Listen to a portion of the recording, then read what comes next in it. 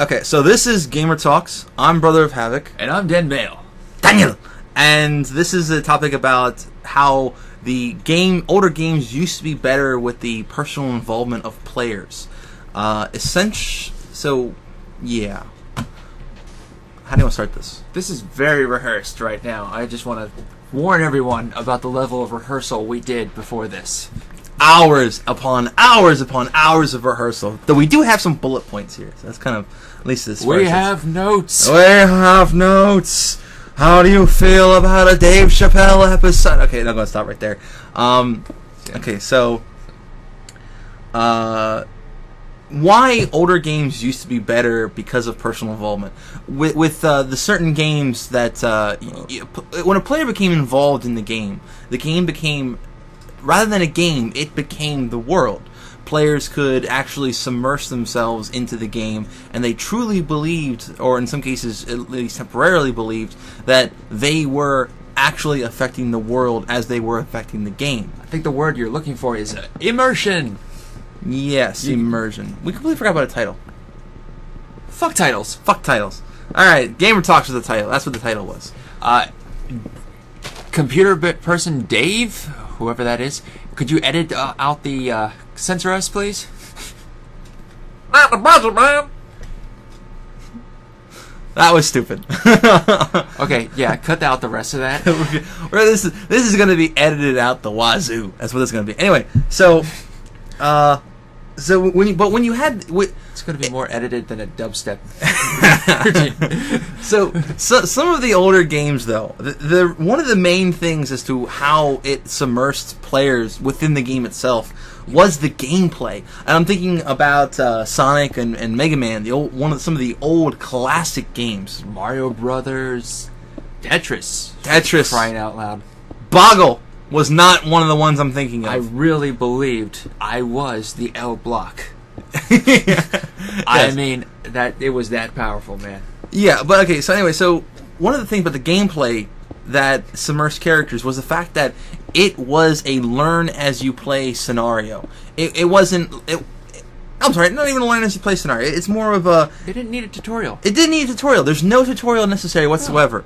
Unlike certain games where it's just like, where you start with like, okay, here's how you move. And then you're running and jumping and crouching and running because every button is essentially the same. Or you have the options menu.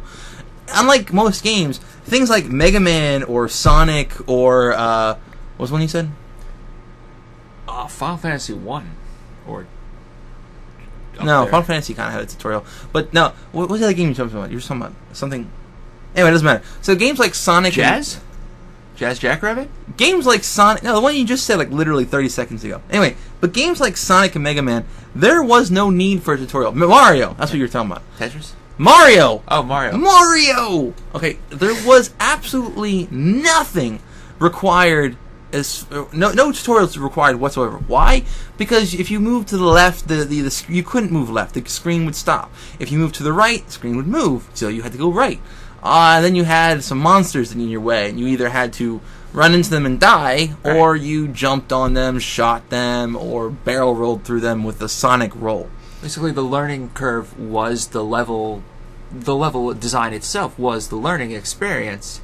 They would send you like one type of enemy, then another type of enemy, and then maybe two of the same type of enemy, or mix it up and with different platforms becoming more and more complex until eventually you clear the level, and well, you cleared the level. Yeah, and without a tutorial, one of the biggest problems I had with games when there was an actual tutorial was that it broke the fourth wall. It actually pulled itself out of the game itself and said, hey, you're playing a game, here's how you need to learn how to actually play the game. Hello, Link, you're a nice little adventurer there. Here, take this sword. Use the A button to swing it.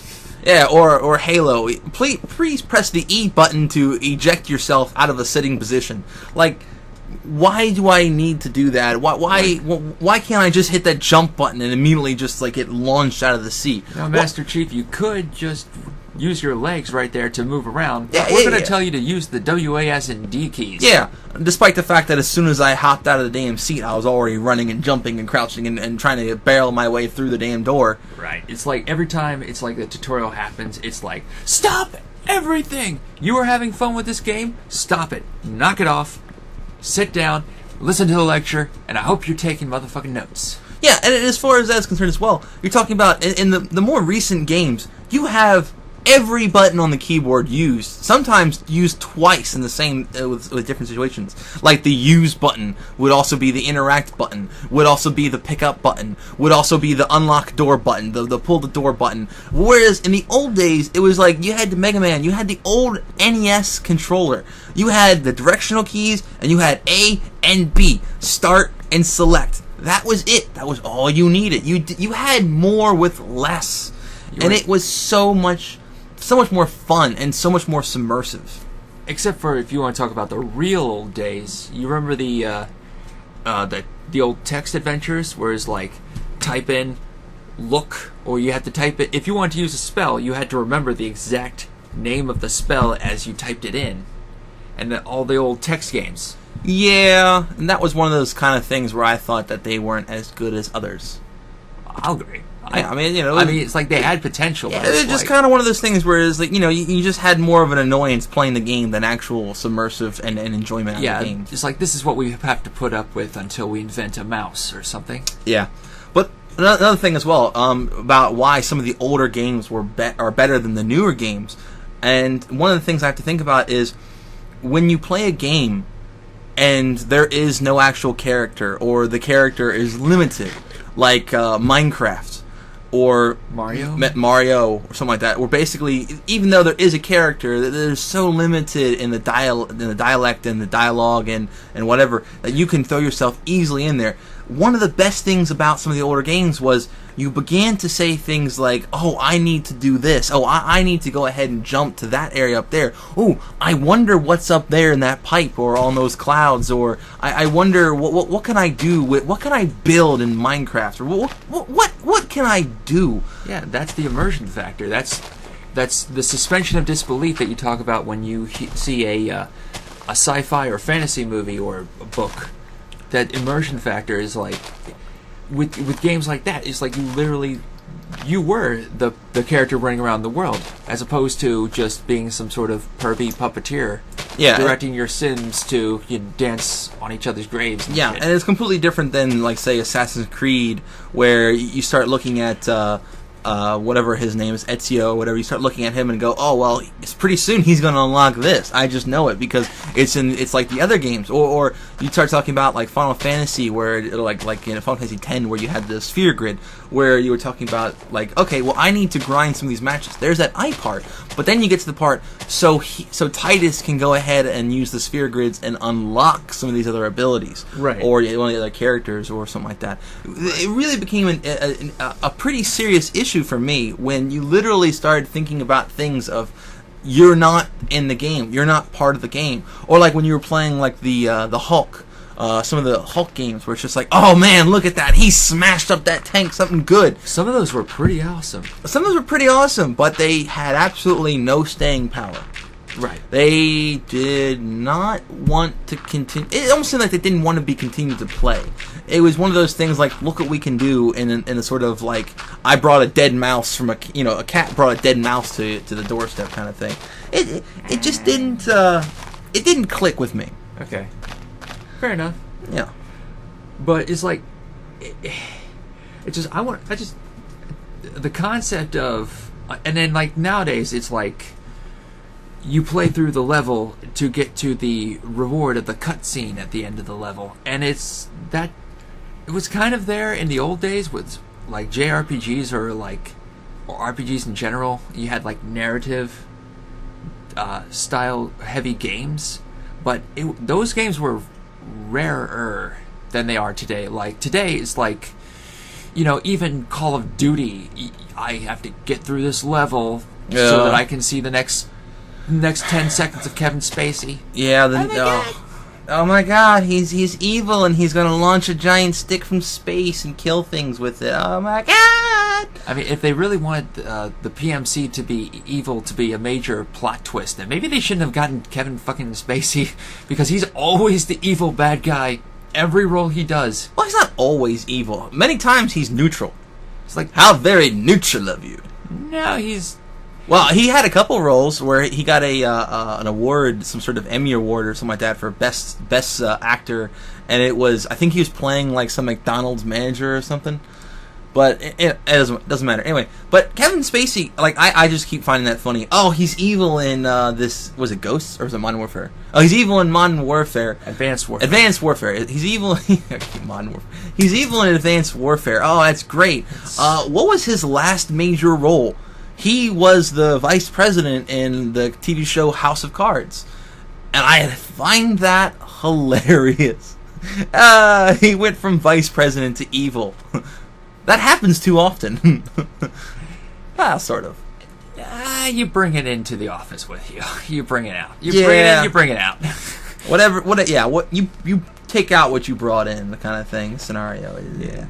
So So, but it's just there are just way too many games now. Too many modern games that just can't seem to get the storyline to pull players into it. and it's like, I don't want to say that like the narrative itself is getting in the way of us having fun with it, but it's definitely how you show the narrative and the storyline to the players that can really just mess up with them having fun. Like if you're having like a fast game like a Sonic game and you stop everything so that Sonic can have this talking cutscene with his buddies just hanging around staring at some kind of magic MacGuffin door number 375, well, it's kind of defeats everything that a Sonic game should be. I mean, Yeah, it's not necessarily the narrative is going to hurt how the game, how you are interacting or immersed in the game, but it's certainly not going to help. well, it's all in the delivery. It's Yeah. always in the delivery. I mean, it's like I said, if you just stop the flow of gameplay, like Ocarina of Time, loved it, great game, but it was annoying how you had to see these specific scenes in this specific order in order for you to continue to, just explore the world in general. It was kind of annoying, like when Zelda was actually running out of the castle, and you had to. You was like, okay, so you're going up there. The sky is darkening. You get to the castle, and all of a sudden the door. Then you're in a cutscene, and it kind of brought you out of the submersion a little bit, just because that was kind of one of those things where it's like you really didn't need some of that to happen. No, it would have. I feel it would have been better if it was more in game.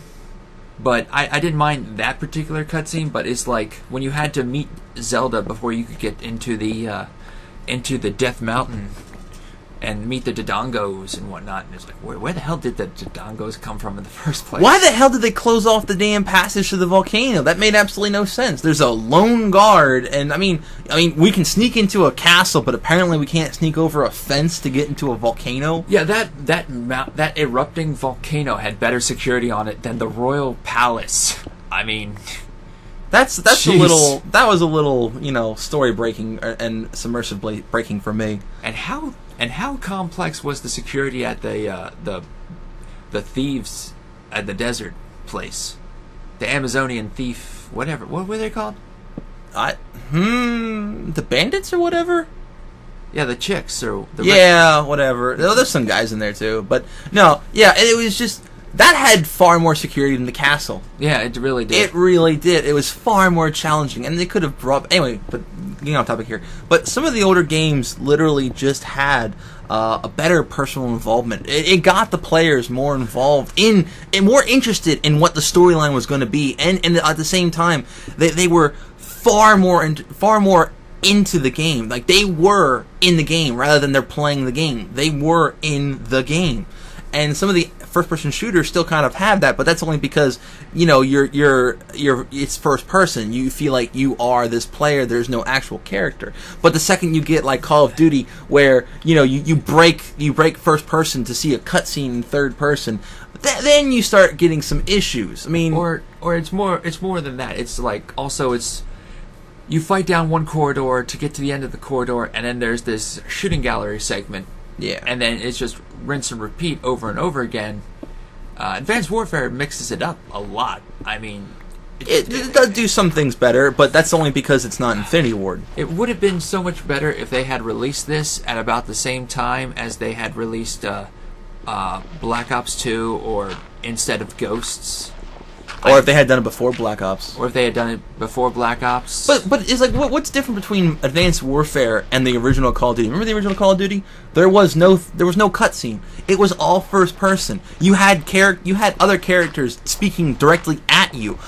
You had more of an involvement. You thought you were that character because there was nothing besides you. Yeah. You literally just saw through that person's eyes, and then you saw, okay, like your sergeant or whatever, like he looks back and says, all right, you're taking care of those tanks, or get in the damn car, and you got in the damn car. That was far better than the Advanced Warfare or the Modern Warfare or the Ghost, where you had a cutscene and dialogue shit happens, and you can see your character despite the fact that you're the character. It's like you're talking about COD 1 now. COD 1 was better. COD 1 was fun. I found no problems with COD 1.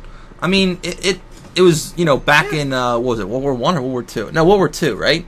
2, yeah. It was World War II. Because Stalingrad, or was it blown to shit? Yeah. And they also had the cars. Yeah, you were retaking Moscow. They had the Nazis with the tanks and the cars and shit like that. So yeah, that was World War II. And it was like, oh, well, did they have to come back to World War II? No, but they did a pretty good job in Black Ops 1, I thought. Yeah, the Vietnam era, the Korea War, and all that other stuff. Wasn't that Black Ops 2? Black Ops 2 should have... How would you know? I don't know. I never played the campaign that much. Well, I did play the campaign. I'm sorry, no, that was Black Ops 1. Black Ops 1 had Vietnam. Yeah. So it was post World War II. You had the Russian Cold War era. Basically. Cold War. Yeah. You had Cuba. You did have Cuba. So, but it was trying something different. Yeah, but okay, so with that, there was a little bit of breaking of the fourth wall. You had the breaking of the first person. You had third person cutscenes, but they were minuscule, and they generally were to show you that essentially you were going insane. Like, there's one less person in the room than you thought, and so on and so forth. I will say that the zombies game mode in Black Ops 2 told such a better story. Well, sure. Than a lot of games that I've seen. Yeah, that is true. Black Ops 1 and Black Ops 2 had more of a storyline than some of the games we've seen, simply because of the fact that they had other characters speaking. And even though you were the characters, your characters were speaking, and you're just like, wow, this is it's kind of like, even though you were still first person and you still kind of felt like you were the character, the character started speaking by itself, almost like it was a god, providing some actual dialogue rather than your character speaking. So it was kind of better. Or at the same time, you could just say it was the character, and you had no control over the character, but you are still the character. I mean, I don't know. It's kind of a little weird. But it's like one thing I want to hit up on is, before we, get too much further, is just the concept that the player is building his own narrative, or his or her own narrative, as they're playing the game. Like, I ran, I jumped, I beat this hard boss, or these guys weren't bosses, but they gave me such a pain, such a hard time, and it's like, and the player's building their own story. Meanwhile, if the developers don't watch that, don't pay attention to what story the player is building in their own mind, and link the narrative of the game story behind that story, it's going to create this odd disconnect. Like, let's take Final Fantasy 13. Let's take the character of Hope. Although I know everyone's like dumped on Final Fantasy 13 and Hope in particular, but it's just, here's a character who's like lost his mother, and is just whining and complaining and just depressed, and it's like, he has a right to be depressed. He's completely justified in feeling depressed, angry, betrayed, 1,001 other emotions, and being a complete gibbering mess of emotions without being able to go on. Still hated him. Battle happens. He pulls a boomerang out of nowhere, and he participates right there and then, without even any hesitation whatsoever. No mercy against the monsters. He just he sees that battle transition happening and he snaps. Yeah, he's like a complete psychopath. Yeah, pretty much. It doesn't really make a whole lot of sense. And that kooky girl, I don't even know what her fucking name is, but it's like the fact that she pulled that stick out of nowhere too. Yeah, she did. And let's not get into that. Yeah, and just she's like so friendly and happy and perky, and it is like, but if you cross her, she'll kill you. She will stick you with that stick. Whatever that thing is. It looked like... I think it was like a rain stick or something like that. It had like weird shapes. And I mean, I could just see her like wandering around like... Yeah, or a dream catcher. Yeah, like this thing could either be shoved in the ground like, this is going to catch my dreams. Or it's going to like, you're going to hold on to it and it's like, okay, I'm sensing some water in this direction. You know... A dowsing rod? Yeah, dowsing rod. Yeah, one of those stupid things.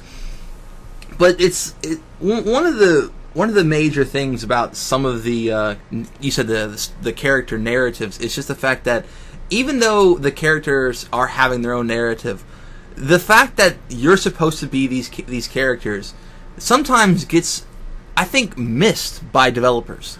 Well, they just completely don't realize that they're making a game for a player.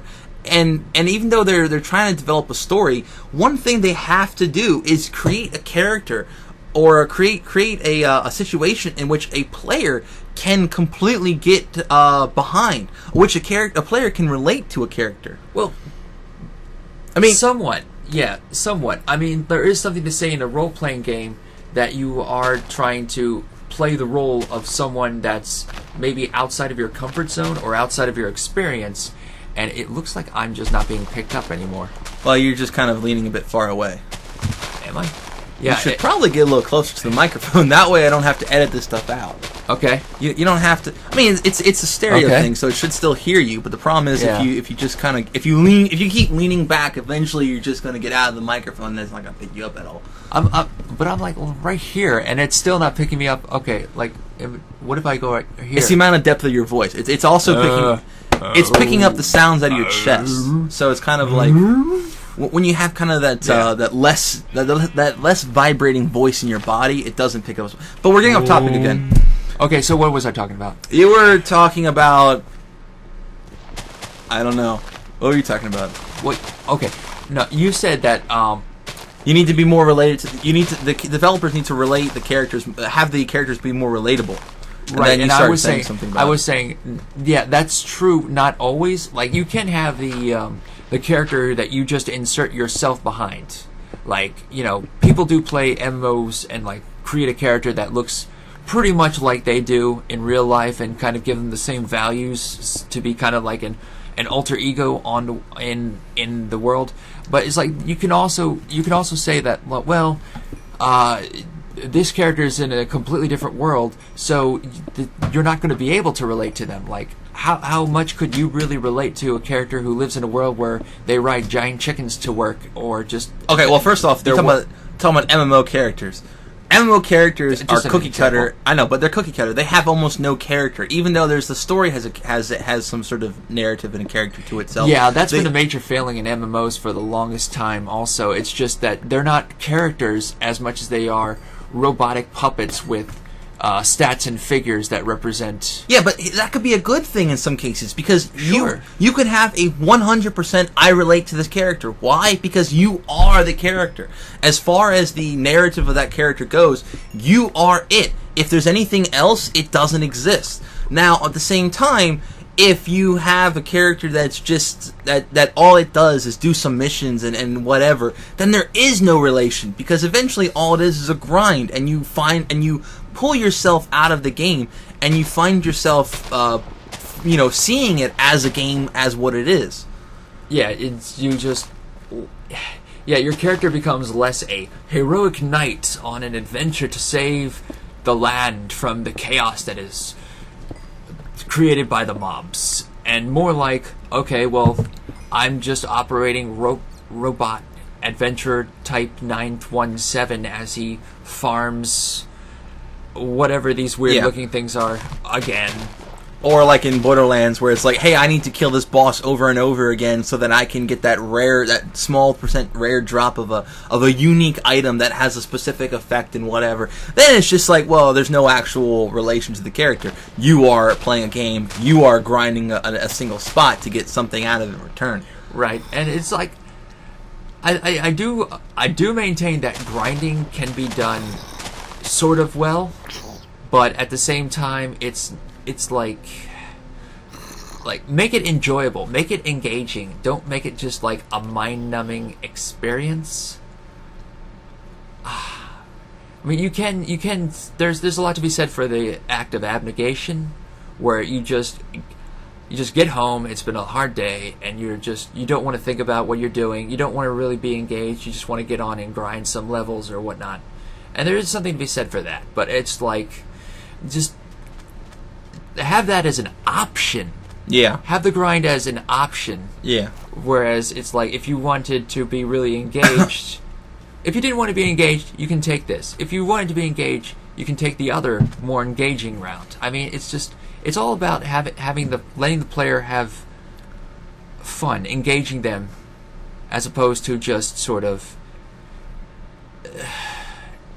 not. That. Yeah. There's something to be said for essentially creating a decent experience and decent a tie-in to what you have to do in the game to what the game actually is supposed to be representing. It's a story. It's supposed to be showing a story. It's supposed to be showing characters in that story. And if the characters like take a pause and all you have to do is grind inside of it, then the story doesn't move. The player doesn't get involved. The player loses interest in something. Right. I mean, that was how some of the games we had from like way back when I stopped playing, because essentially I had to do something. I was forced to do something because of one reason or another, and then I just kind of lost interest. Right. Like let's take the old Elder Scrolls level up system, where they didn't really have a level up system per se, but it's like the more you did a certain task, the more your skill at that task increased. So it's like, you could, on the one hand, I love this idea, because it's like, I will play the way I want to play, god damn it, and I will be rewarded and be made more powerful that way. Like as a warrior with heavy armor and a big sword, the more and more I get hit in the heavy armor, the sort of better I can like move, lean into it and whatnot, and I actually get better and just increase defensive buffs or some such like that. Yeah, or the more you bash into something with a sword, the better your one-handed skill becomes. Yeah, it's like actual practice, and it kind of makes me feel like my character is actually alive and growing. Or you are the character and you feel like you're actually doing something every time you actually level up that one ability. But at the same time, it's too easy to pull yourself out of that character, to pull out of the storyline, and to just like for instance, when Skyrim first came out, and I put myself in heavy armor, and I accidentally let my game play for a couple hours, came back, and I found some skeevers gnawing on my nuts. And I came back to find myself gaining 30 levels. Because I had heavy armor on, and they just couldn't get past my heavy armor and my regenerative abilities. Yeah, they patched that out. They patched that out so fast. It was one of the first patches. And so they had that kind of thing where it's like, clearly there is a grind where you can literally just accidentally pull yourself out of the character, out of the story, out of the game itself, and you are just doing work. Right. And if done well, it could be, done well, but if not, it could be just, this is just a job. I'm not being paid for it, that I have to actually buy into. Yeah, but they're okay. So some of the newer games, just I feel like aren't as good in general, just because the players aren't involved as much, and I feel like that is just one of my major hang-ups with some of these new games that are coming out. And that's pretty much, all I can say about that. Yeah, it's... So this has been fun. This has been Incoherent Ramblings. Yes, number 15 or something like that. We're going to go ahead it's actually and... the first one. Yeah, I know it's the first one, but we're going to edit the shit out of this probably. And I mean, I could just it's probably gonna be annoying. Actually, I might just go ahead and leave the whole thing by itself. But this will hopefully have some sort of gameplay video with it. If not, then I'm gonna make some sort of little funny character things, or something stupid, but something that makes this a little entertaining. But I'm Brother of Havoc. I'm Dan Bale. And this has been a talk about how personal involvement made older games better. All right. Not really. No. Okay. It's a talk about something stupid. I mean, I don't dislike it. It's like rambling and just everything else. We got a lot talked about. It's like, what do you want to call it? You want to call it rambling? Rambling, man. Old rambling? Crazy rambling! Get off my lawn, you kids. Yeah. And what about red talks? Like redneck talks? But we're not redneck, and neither of us are. We're redneck enough. Who's red? I don't know. I don't know red. I don't know no red. I'm not wearing red. Are you wearing red? And we're not redneck enough. You're more of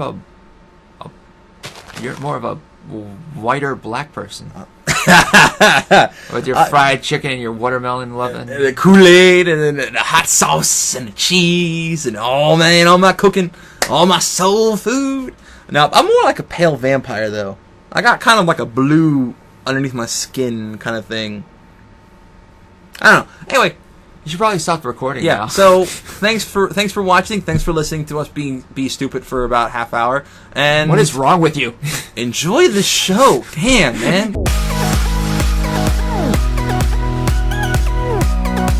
Last category is nothing other than just a cluster.